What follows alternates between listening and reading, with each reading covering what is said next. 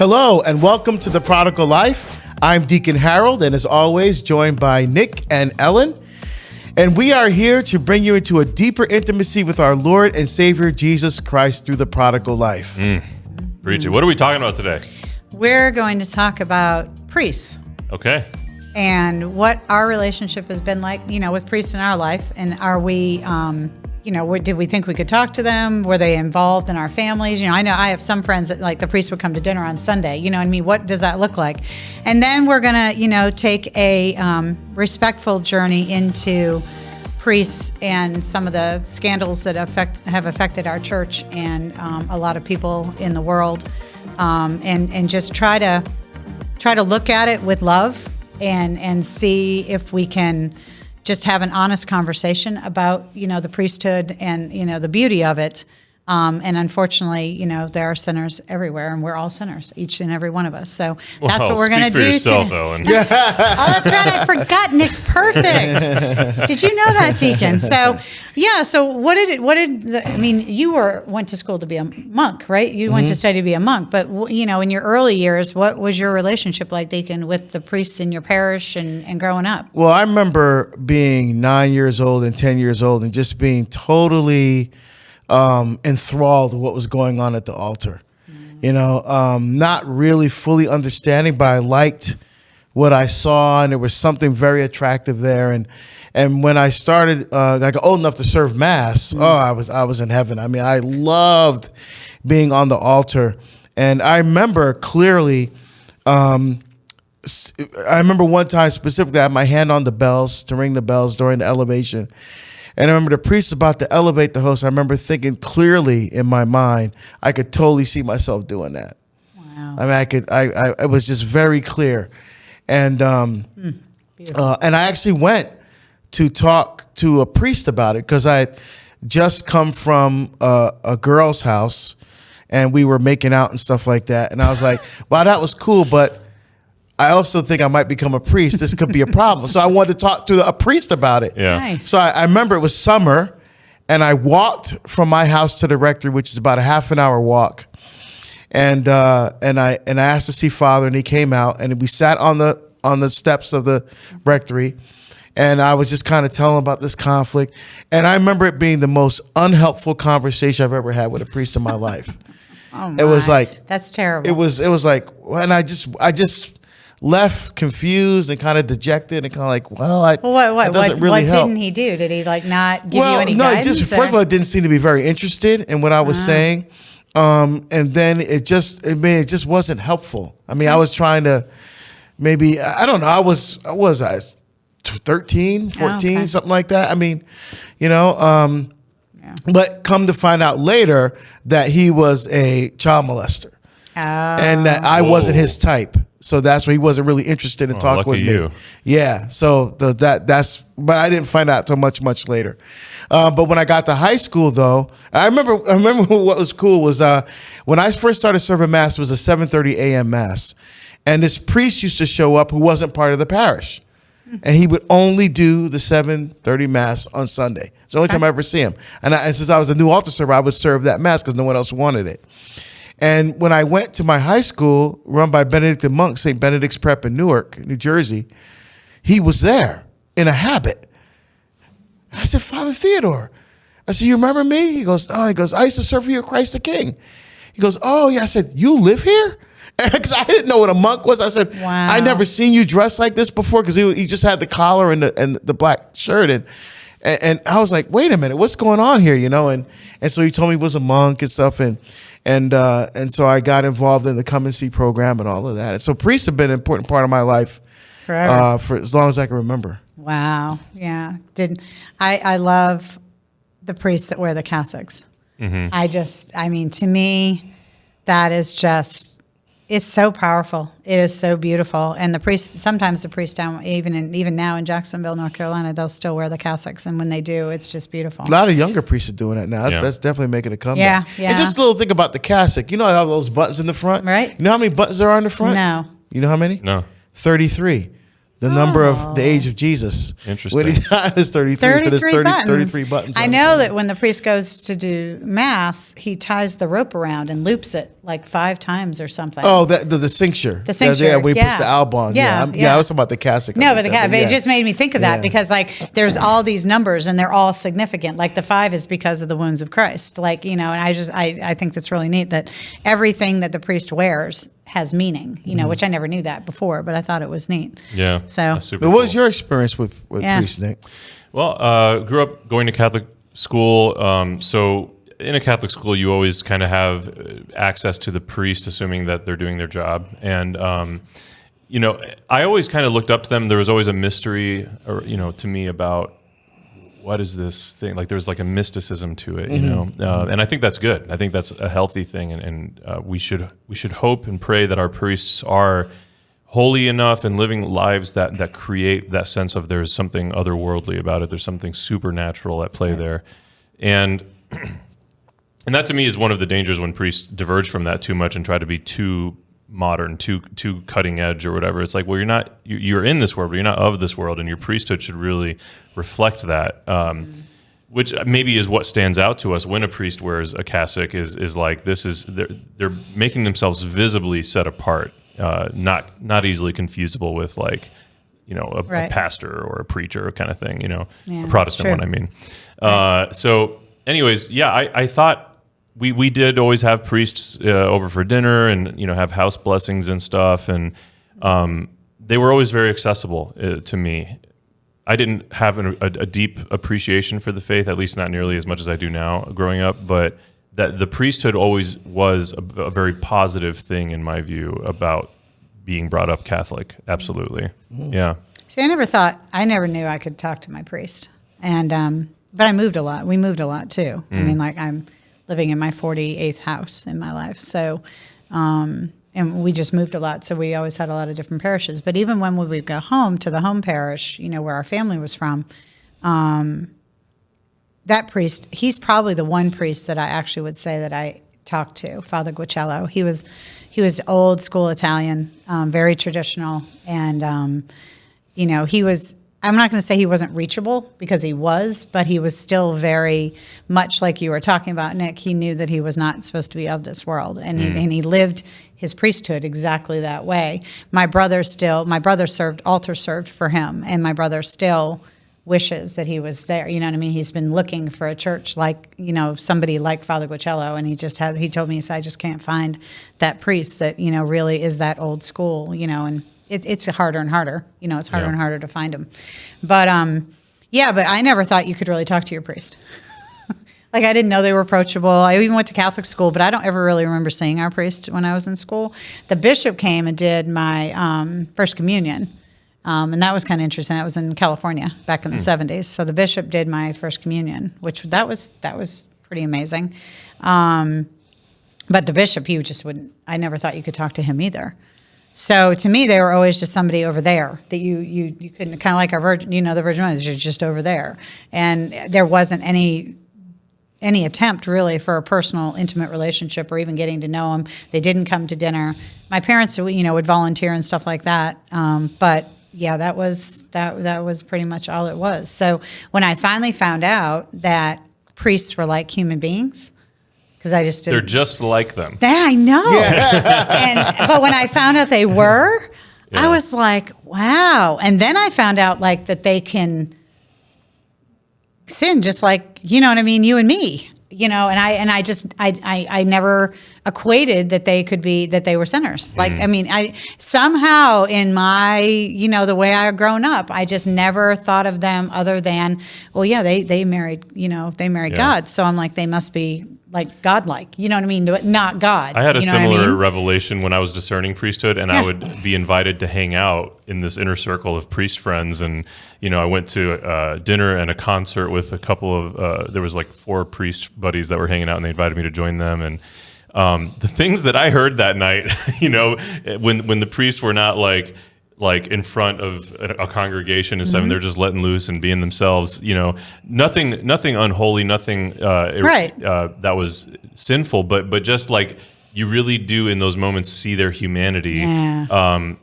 a couple of curse words here and there, just, friends joking around with each other and stuff. And like, you really do see like these are really people right. that need those types of relationships where they can let loose and just be relaxed and be themselves. And it is a matter of virtue and prudence that they don't treat every relationship that way. It's very important that they don't, and it's healthy. And when a priest does not do so as virtuously, where they kind of are more dropped, they have their guards dropped, or maybe that's not the right term. They blur the line a little bit. Yeah, when they treat more relationships that way, or they don't carry themselves a different way for everybody,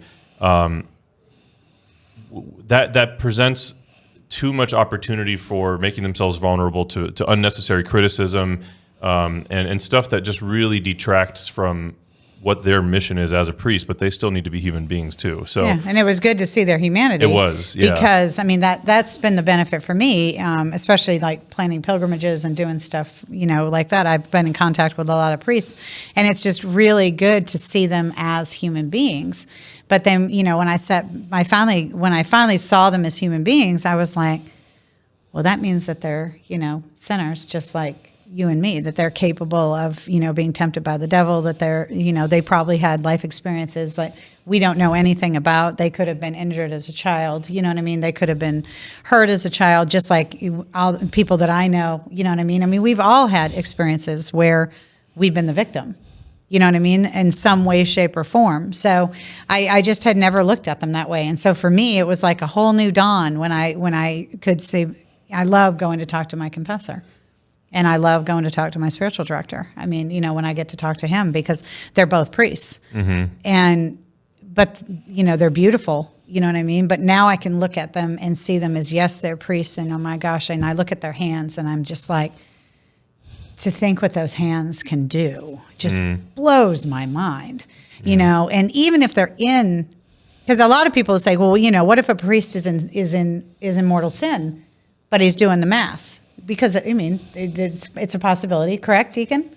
Does that taint the consecration? And my understanding is that it does not. That's accurate. Yeah, from St. Augustine's ex opere operato is from the work worked. Okay. So if the priest has the intention of doing what the church intends to do, and he says the words correctly, then the Eucharist is still effective, regardless of what state the priest may be in. And that to me is just a huge testament to the power of God. Like the sacraments, the priest is a conduit of God's grace and power in the sacraments. The priest is not himself like the source of that power. And so the fact that a priest can be in mortal sin and still consecrate the Eucharist, still provide absolution in the sacrament of confession, still confer the various sacraments, the fact that can happen in mortal sin for that priest is just, it points to the bigness of God. Like God cannot be limited by our suckiness. Yeah. And we're all guilty of it. Yeah. And some of us, it's not that all of us are committing like horrific sins all the time, but Well, good, because I was worried. Okay, good. It's good. But you just never know. Yeah, I know for me, I appreciate when I travel around, I often stay in rectories with the priests. And you get to see a wide spectrum of how the priests live. And I have such a great appreciation for the priests. I remember one time getting off a plane and going to the rectory. And this rectory wasn't on the property of the campus, of the parish campus, but it was in a neighborhood. So I get out and I'm walking toward the house. As Father's coming out of the house on his way to the hospital, he just got a call. He had to go anoint somebody at the hospital. He goes, Deacon, I'm sorry, I can't be here to greet you. Your room is here to the right. Just hang out and I'll be back as soon as I can. No problem, Father. So I get in there and, so I didn't eat anything on the plane. So I was a little hungry. I looked in the refrigerator and I opened the fridge. The only thing in there was a stick of butter and a bottle of vodka. That's it. Nothing else in the fridge at all. All the human body needs. And so I'm like, okay. So I look in the cabinets. There's no food. Wow. The priest doesn't cook. He can't cook. Uh-huh. And so what happens? He goes out to eat almost every night. Or eats butter. Or drinks vodka. So I'm like, wow. And then I have the other extreme. I went to this another parish where the priest has a maid that cooks all the meals, and then for dinner, he rings a bell and she brings the first course. He rings a bell, they take away the dish, and rings a bell, brings out the second. I'm like, wow, we talk about extremes, and then you see priests that are kind of out in the boonies. They're out in the ends of the parish in the rural areas, and there's they're doing 3, 4, 5 parishes by themselves. Right. Mm-hmm. Like, holy cow, man! And without that support, I'm like, how are they getting support here? I mean, on their day off, do they they have to drive an hour and a half to see another priest or something? I mean, so I worry a little bit. That's why I'm glad I'm there, because at least I get to share some camaraderie and some fellowship and orders. You get to ring the bell and eat with the butter. them. And so it's very interesting to see how the priests live. And one of those priests had a bunch of 5-hour energies, like a whole that case. Was his. That's how he kept going. I'm like, holy cow, that's not good. No, not good. But like you said, they're spread very thin right now. Yeah, I mean, what are the numbers? Yeah. Do you know what the numbers are right now as to like the priesthood? And because I think some of the seminary classes in some of the areas, they've had good numbers, but a lot of the seminary, a lot of the dioceses have not had great numbers. It just depends on the diocese. I mean, like Boston's is huge. It's just in Raleigh's, we've got a lot of seminarians. So I think Louisiana does too. But then there's other areas out in the middle, like you were saying, in the more rural areas where they've got like 2. There's definitely an observable thing happening where the more a parish or diocese welcomes a traditional approach to faith, the more vocations they are cropping up. The vocations and the traditions. There's such a skewed perception that to attract the youth to vocations, or even the church, that we have to be like cutting edge modern, and we should be cutting edge in the right ways, but the approach to it is to be overtly worldly rather than leaning into and relying on the foundation, the beautiful wealth of tradition that our church has. And the more a parish or a diocese embraces those things, that's when you see men discerning vocation to the priesthood. And even at the parish that I went to college at, which is actually where we're recording this right now, when I was a student here, the priest was this super his priesthood is so beautiful, and he really helped me in the beginning of my journey. But he only had male altar servers, and he did a lot of things very traditionally. And there were so many guys in this community, including myself, discerning priesthood, where this priest would take us to monasteries for discernment retreats and stuff, and it was just so powerful. And then the moment that there's a pastor that is like, no, we got to be like modern and not traditional, then that is when all of a sudden, that literally like within the first week of that priest's introduction, there were female altar servers and men stopped discerning priesthood here. It's amazing. Wow. Yeah. You see it, and you see a lot of the younger guys wearing the cassocks, as you were talking about, Ellen, and they're you see them making themselves more available for the sacrament of reconciliation. I've been places where they have reconciliation during Mass. Like during Mass, there's long lines for reconciliation during Mass. So one priest say Mass, the other priest hear confession, they swap for the next Mass. And I'm like, that's really good stuff, because you don't want the priest to be sitting behind a desk pushing paper. Yeah. And people are thirsting for truth. And I think it boils down to the truth. I do. I think the priests that are, like we talked about in another episode, that are a little more forceful, you know what I mean, in their homilies, in a loving way, like we've talked about, but speak the truth, they're going to draw the people in. I mean, because the people want the truth. I mean, and there's just no way around that. Yeah. So, and it's hard. It's hard to sometimes look back and see. I mean, it's hindsight's 20/20.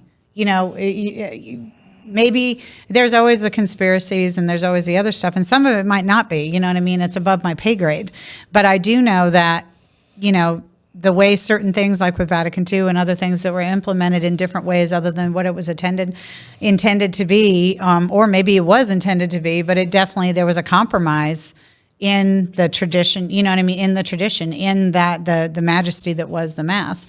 I think for me, when I look at the priests, I always ask a priest, can you do a Latin Mass?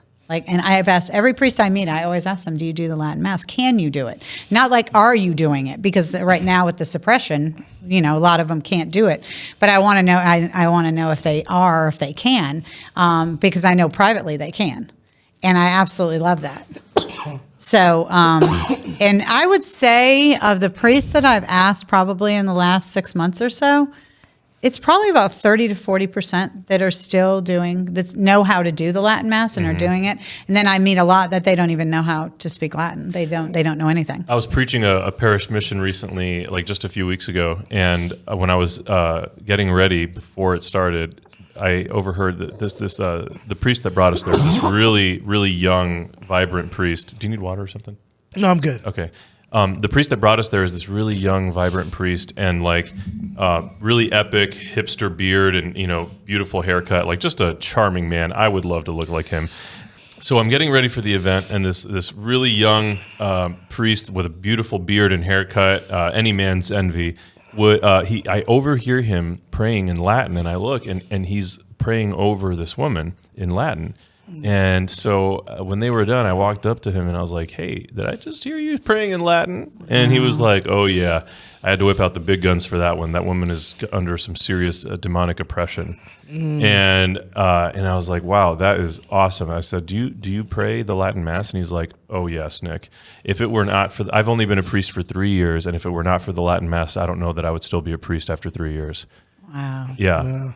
Yeah, absolutely amazing. It's beautiful. Yeah. It's just beautiful. Men, people are drawn to the tradition of our faith, and men are drawn to that priesthood because it's powerful stuff. Yeah, I wish I'd lived in a time, if I could go back in time, where all the masses were in Latin, and no matter where you went in the world, you were a part of the same church. I don't know if it was Pius. I don't know, is it Pius V or whatever, that actually there's a statement about that, about how it needs to be, so that is the universal language of the church. You know what I mean? That is the language of the church. So, because I even know there's a whole movie about that from the First World War where they actually called a truce. And the Germans and the French and you know what I mean? And they called a truce and they all came together and they actually celebrated Mass on Christmas Eve together, and it was the Latin Mass. And it's just this powerful movie. White Christmas. No, I'm kidding. Not White Christmas. So, but yeah, it's just really, it's really powerful. So, and then I think a lot of people are struggling in today's world too with, the priest scandal. Yeah. Which, I guess they say it broke in 2002, but I don't know that I don't know that that's the biggest thing. And I personally myself have not had any experience.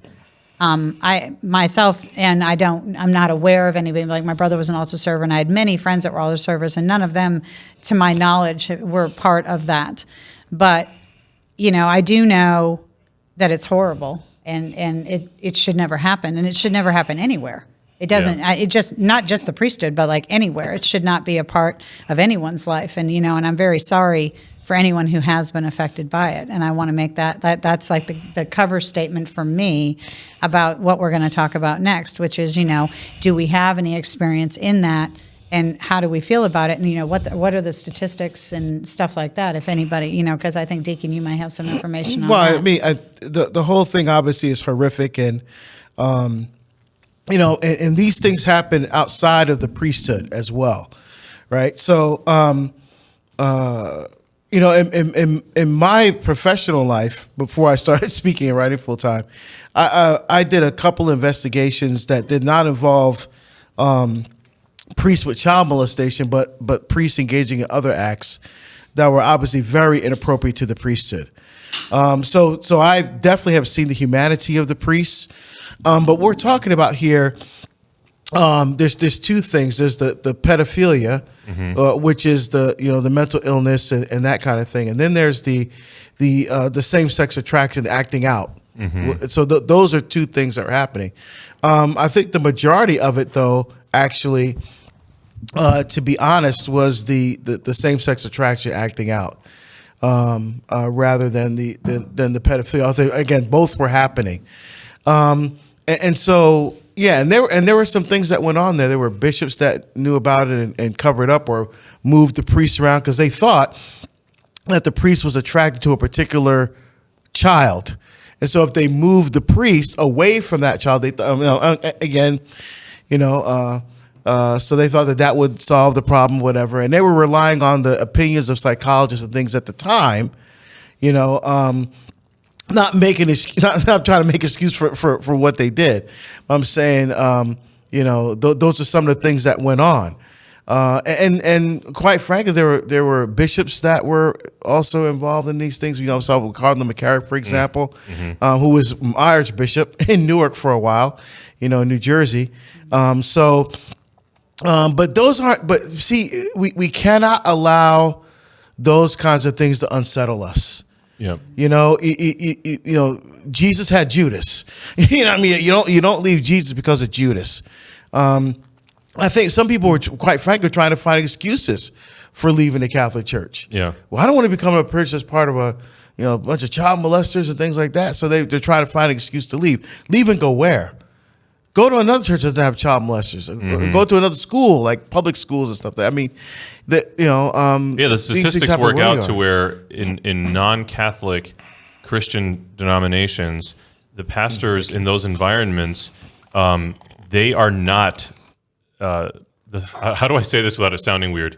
They do not have less cases than us of sex abuse. It's just less exciting to the news media to talk about it. Correct.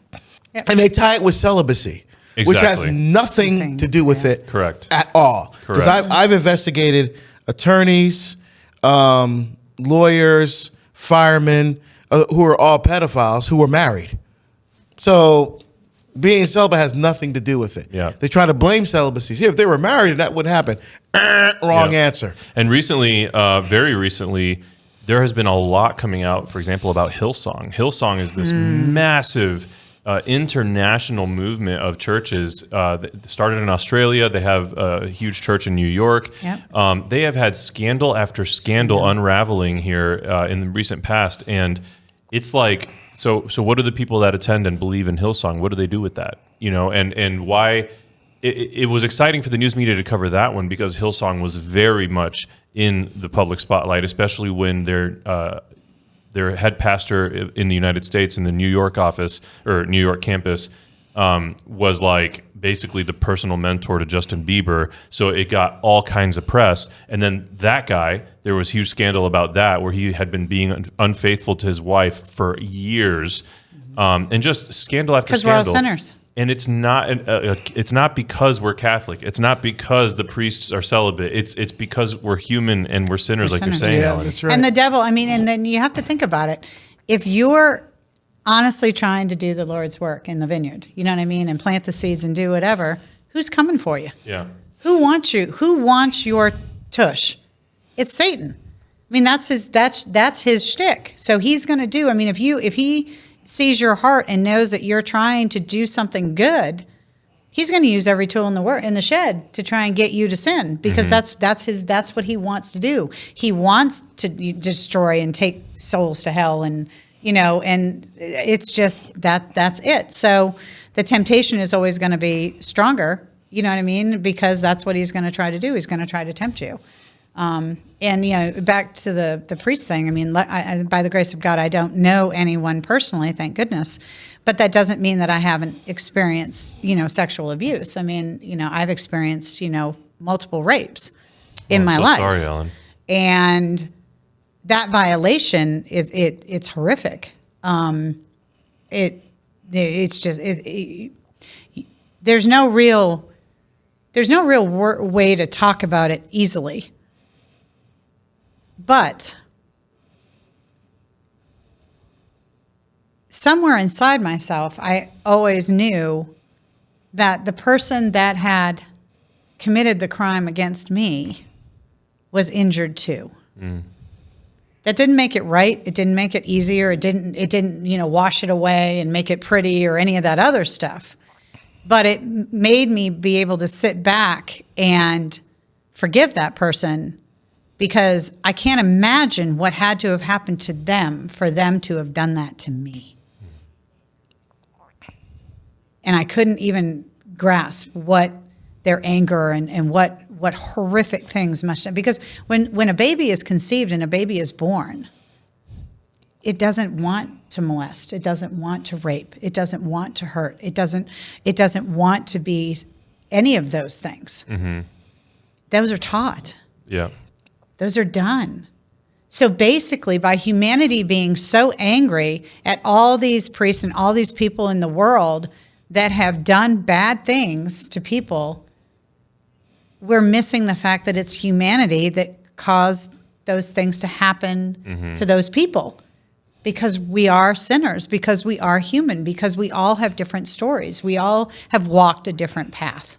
Yeah. And we can't judge the path that person was on, because the only way that we're capable of seeing life is the way we were raised. Yeah. And it's until we are thrown into a different way of life, sometimes not of our own choosing, that you can see something from the underbelly of it, from the other side of it. So yes, I've been raped. And yes, I've had that experience. So I look at it a little bit differently. And I feel horrible for all those people that have been injured by a priest or a pastor or a coach or a Boy Scout leader or a family member or any. It's atrocious and it's awful and it makes me sad. Mm-hmm. And sometimes it does make me a little angry. Because how can you not be angry when you know that somebody you love was injured? If you have a family member that's been wronged by another family member or another person, how do you make that right? Mm-hmm. And then really the only thing that we have is God's mercy and grace, right, Deacon? That's all we can do with it. That's it. And one of the things we have to do, make sure that we're praying for our priests. It's really important. We have to also make sure that we're fasting and offering sacrifices for our priests. Mm-hmm. We also, bishops should make sure that the priests are supported, because then they're their spiritual sons. Mm-hmm. So you have to make sure that if any mental issues are happening with the priests, if they're stressed, they need to keep their finger and pulse on that.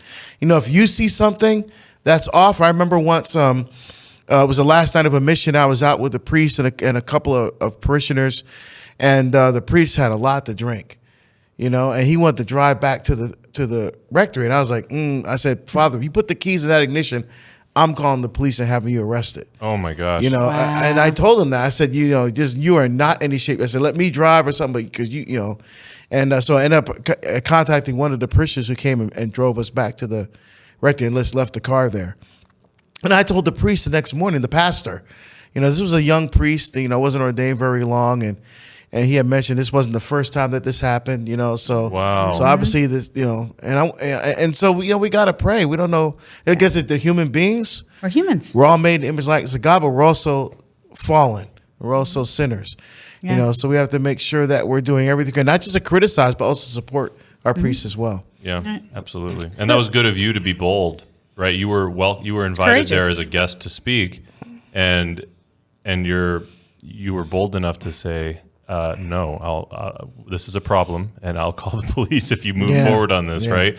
That takes a lot of, as we say in the Cuban, this is I think it's a psychological term that we've adopted in Cuban Spanish. It takes a lot of cojones to do what you did there. Mm-hmm. Yeah, it does. And just because there may be a bad player on the team, do you quit the team? Look at the big scandal that happened, at Penn State. Did they just all stop playing football? Is that what happened? Did the players leave when that huge scandal broke? It was awful. Oh, there was a coach that had been molesting players for years up in Penn State University. It was huge, and it was a big scandal that broke. And it was shortly after the Catholic priest story. You know what I mean? They all kind of fell in at the same time. And I always tell people, I go, just because you get a bad player on the team doesn't mean you quit the team. That's when the team needs you most. Yeah. It needs your strength and your belief and your faith to try and weather the storm, and to pray for the victim, to pray for both victims, to pray for everybody. But just because the player, there may be a bad player or two on the team, doesn't mean you quit the team. Yeah. Don't quit the team, people. Don't quit the team. Go Catholic. So anyway, well, I guess we are here, and we talked about the priesthood, and our personal relationships, and we're really glad that you joined us. And please consider getting the Awaken app and downloading it on your phone or your laptop or your computer or any of those other things, and check out the prayer pages and the other podcasts that we have. And please come back and visit us on our next episode. And Deacon's going to tell us how you can support us, because nothing is free. Thank you. Yeah, just go to theprodigallife.com and you'll see the different levels of patronage there that you can support us with your monthly gift, the different angel levels there. So be a good angel and support The Prodigal Life. All right, everyone. Until next time, I have been Nick. This I'm has Ellen. been Ellen. Deacon Harold. And we'll see you in the next episode. God bless you.